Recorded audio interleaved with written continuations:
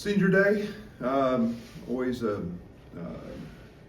interesting time of year, and one you're thankful for. And I've got 6 managers in this group of our 18, and they've been phenomenal. Led by Andrew Biddle, been here 4 years, but I can't thank them enough for the job that they do. Bring energy every day, the sacrifices, the 5 a.m.s with Terrence Shannon to the 10 p.m.s with guys, and all while being really good students. So my hat's off to them. I thank them. They'll all be successful. I hope employers out there should be lining up to hire guys that and ladies who have been a part of what these guys do. So Keaton Kuchar, that one runs pretty deep with me. Coached his dad for 4 years at Western Illinois. Know what a lot of time with Dave, his dad, and watched him grow into a very, very successful businessman, and great family with his mom Jo, and Keaton's mom Jo, and knew Dave's parents. So it was a great opportunity for Keaton. Went to South Dakota, coaching change, and then wanted to dab his big toe into the high major basketball, and what a terrific young man, getting a degree. Will go to grad school as well. So he's helped carry our culture. There's days, a lot of days, he might be the best shooter in the gym, and was definitely a mid-level Division I player, and has impacted us through scouting and building our culture, and a terrific guy. Everybody likes Keaton, and so very grateful to have him. Ben's been with us 1 year. Great story, in my opinion. The NAIA transfer to the Big Ten and stop at Evansville along the way. Outstanding shooter. He's one of the more cerebral players that I've coached. Obviously a mathematics major. Will walk out of University of Illinois with a master's degree in RST. His best basketball is still in front of him. It's been fun to watch Ben's confidence grow, playing on these stages, playing against the best players. He's had a really, really big impact on our team. Started most of the year, and is just a guy that, again, no one's worked harder than him. He's taken advantage of being a grad student, and put in the time, and he's changed his body with Fletch in 1 year. So it's been fun to really watch his development, watch him grow, and I do think his best basketball's still in front of him as he grows in confidence, and we're getting the best out of him right now. Purdue, it's crazy. It's game 31, and it's the first time we've seen them. Obviously a team that was picked to win the league or close, and coming off a Final Four season, and Matt's done just an incredible job of a lot of veterans keeping that team together. Led by a guy that arguably could or will be the player of the year in Braden Smith. A high usage guy that shoots it extremely well. They're coming in very hot, making 18 threes in their last game. But a backcourt with he and Fletcher that proved to be one of the best in the Big Ten. So Kaufman-Wren is having a great year. Recipient of so many great passes from Braden and ball screens, and then they filled in very nicely with some other guys that are key role players. But team that can really shoot it. They're great offensively.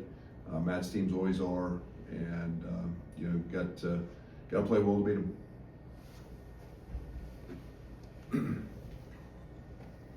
Brad, how have you guys gone about this week with some extra time in terms of preparation and self, as far as improvements and building off of a really good showing there in Ann Arbor? Yeah, again, we've still got to take our mandatory day off and handle that. We've done a lot of individual work. There's been a heavy dose of that in our practices, and yet it's really kind of back to basics, kind of first week stuff on the defensive side. Talking about some different things. We've added a couple things on the defensive side as well, as we know we'll need, as we move forward in postseason.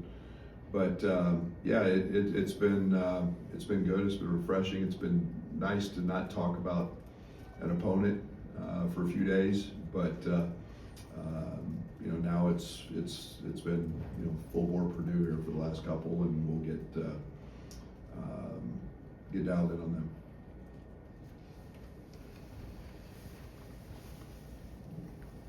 Coach, when you have a guy like Braden Smith who does have the ball, he has a lot of high usage rate, what does that change for you defensively? Do you have to dial up something different? I think Braden's seen just about every coverage that you can see. It's the advantage of having, a John Stockton-like point guard. He's seen it all. He's gonna handle. He's gonna adjust. I think he's not only the highest usage, but his assist rate so high. That's a tribute to his teammates, but he finds them. He's one of the best players I've seen at late dump-offs, in ball screens in the paint. He's got a never-ending dribble. He's when he's making shots, you've got to make him.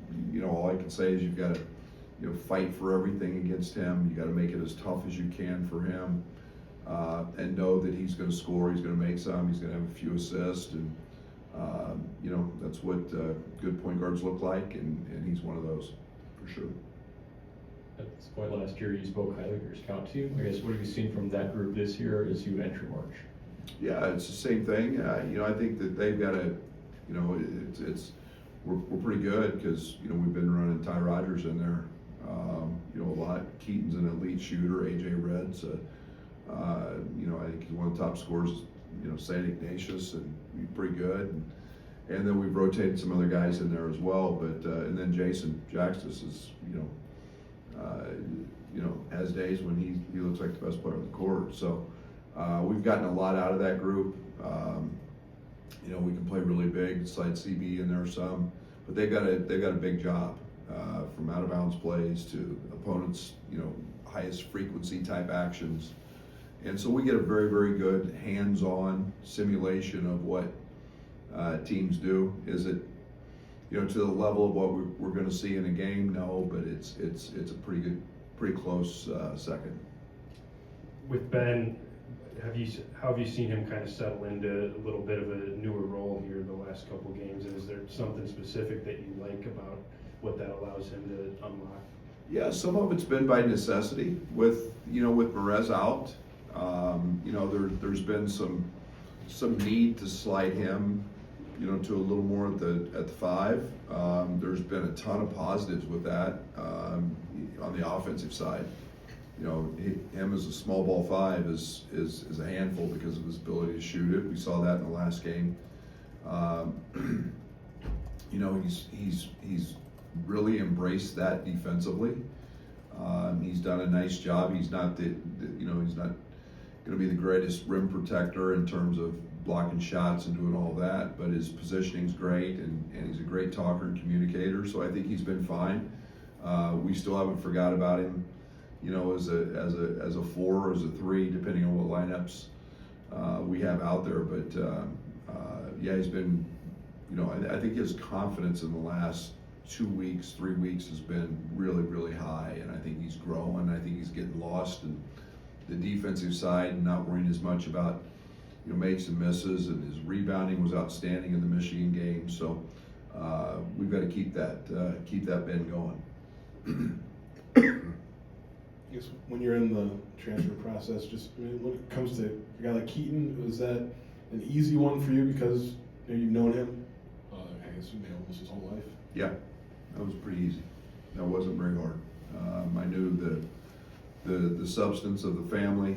I knew his dad, his work ethic, his everything that he stood for. I mean, his dad was an unrelenting worker. As a player, we've stayed in touch a lot over the years, and he was always in the gym. Dave's been very successful in his own right as a businessman, and so there wasn't any negative side to that for me. And the fact he's a really good player helped. The other side of that, he's just done an unbelievable job of contributing to our culture, and doing that as a guy that didn't play a lot, but did it as a guy that everybody liked and understood exactly what we were about, and he's relayed that to our new guys. He's had a huge impact with that. Brad saw the report of Morez having the cast off. What changes now for him with that, and what's the lead up like if you are to get him back next week at the Big Ten tournament? Yeah, I don't know yet, Derek. I mean, right now it's everything's conditioning. He didn't do anything for 10 days. They didn't allow him to do any movement, really, just to kind of keep it still. I think now he's back and doing stuff at a pool. He's doing some running. The cast is off, so it's just hand exercises and movement type stuff. And then they'll scan it, and then we'll have a better idea of what the results of that scan are, and then just get him back in practice. But he'll have a busy few days, from the conditioning side of it, trying to do some stuff. He's done quite a bit with one hand, with his right hand, just in ball handling, but we haven't been able to put him in any position where he could possibly fall. And so that's I think getting fitted for a brace and all of that was happening. It's happening here in the next few days. So we'll see what that looks like, but we're hopeful and praying for a positive scan. Because you've gotten a little bit smaller with Will starting, and of course Morez out. Does that present some issues with Kaufman, Randy, guy who's really active in the paint? Sure. Yeah. I mean, he's capable of getting 30. He's a really, really good player. I think it's, we like to think that maybe there's some problems on the other side as well. Caleb Faust has been really effective for them in terms of just kind of being the junkyard dog, physical guy around the dunker spot in the around the basket. So I think there's, the rebounding side of things is impactful. It's got to be more than just than Tommy and they're battling those two guys. So guys are gonna have to stick their nose in there, and we'll see what kind of how the game moves around a little bit. But it'll be a yeoman's task, because Kaufman ends up having a great season. Yes. With the impact you said that Keaton had on the culture and maintaining that and instilling that with the new guys, was there anything in particular you saw him do or heard him say that stood out to you in that regard? Yeah, I think he's done a lot by, one, he's very vocal, he's very popular, so everybody likes him. But I think the other piece to that is that he's an unrelenting worker. So, here you've got a guy that's a walk-on in your program that's in shooting as many balls as anybody else, and he's pulling guys in with him, and this is just the vocal part of being able to, hey, this is what coaches think in here, this is what we do, this is, the fact that we lift every day, the fact that nutrition is such a big part of what we do. I mean, just helping guys get through those moments are all very impactful things, because he's a extremely willing participant in all that, and a very big force in helping us enforce that, and it's got a huge piece. With the extra time you get now for the next 2 weeks between games, how do you balance maybe wanting to go hard in practice and really kind of push guys and get as many reps in as possible entering the postseason, while also maybe allowing for some rest and recharging. Yeah, it's a really fine line. We've spent a good amount of time talking about that today, especially depending on what happens with Merez. We need time with Merez. We need some actual practice time and court time, kind of getting his timing back, getting him into the flow of things, if that's allowed to happen.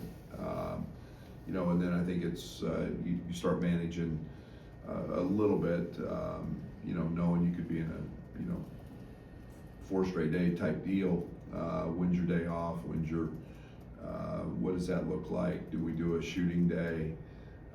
We're not reinventing the wheel at this point. We're trying to refine some things, but you've got to really manage that a little bit and think about and be thoughtful about how you handle some of your high minute guys. And yet we've got a guy that's a big part of what we want to do and how we want to get there. It's been out, so we got to finagle a way to get him some practice time too, if that's the direction it goes.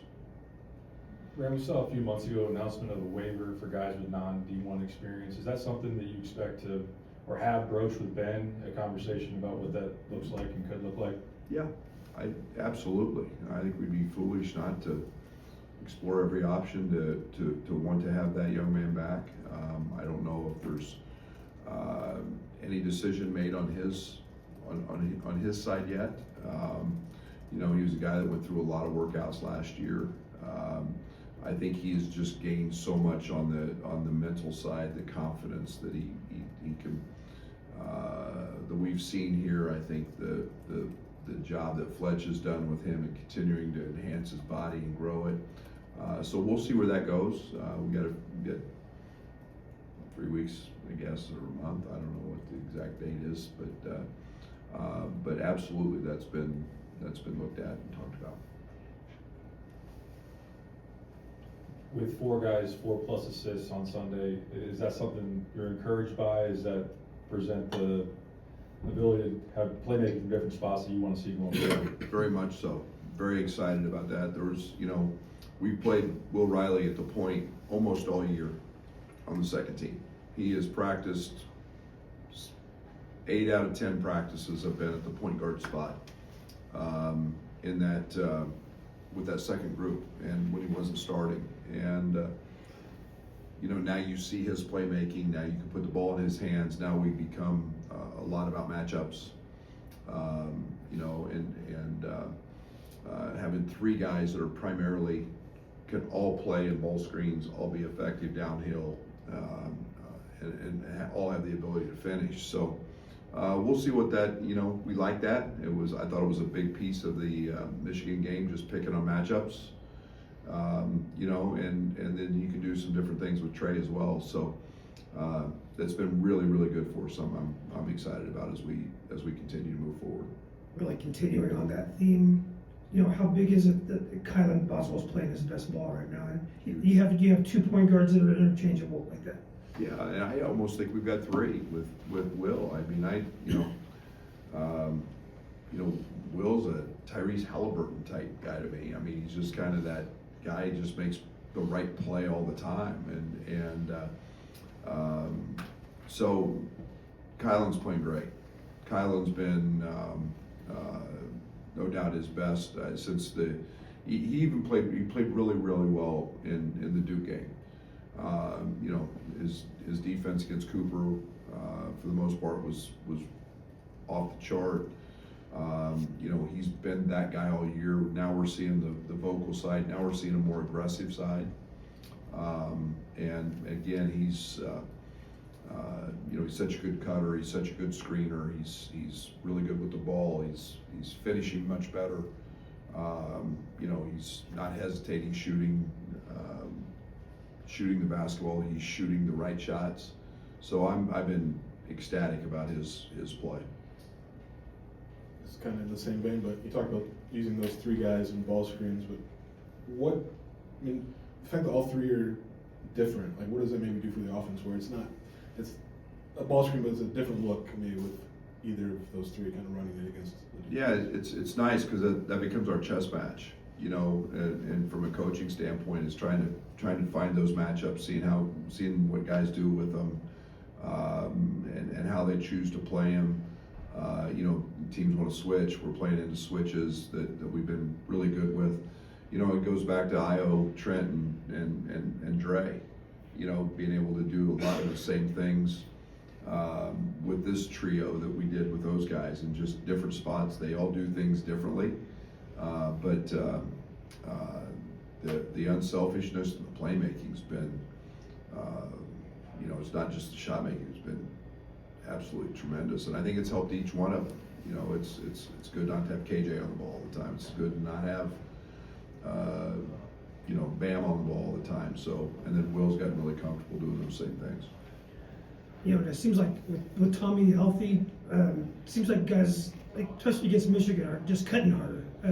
Have you seen that from guys, and him as a playmaker at that high post? What does he give you? Absolutely, and you know, it's the pace with which we play. We talk about race, space, and pace all the time, and in our program, and you know, the race is up and down the court. The space is huge to what we do, and then the pace is in the half court, and you know, when we can cut at a great rate of speed, that helps. I mean, we want to cut faster than the defense moves, and you know, that's helped everybody.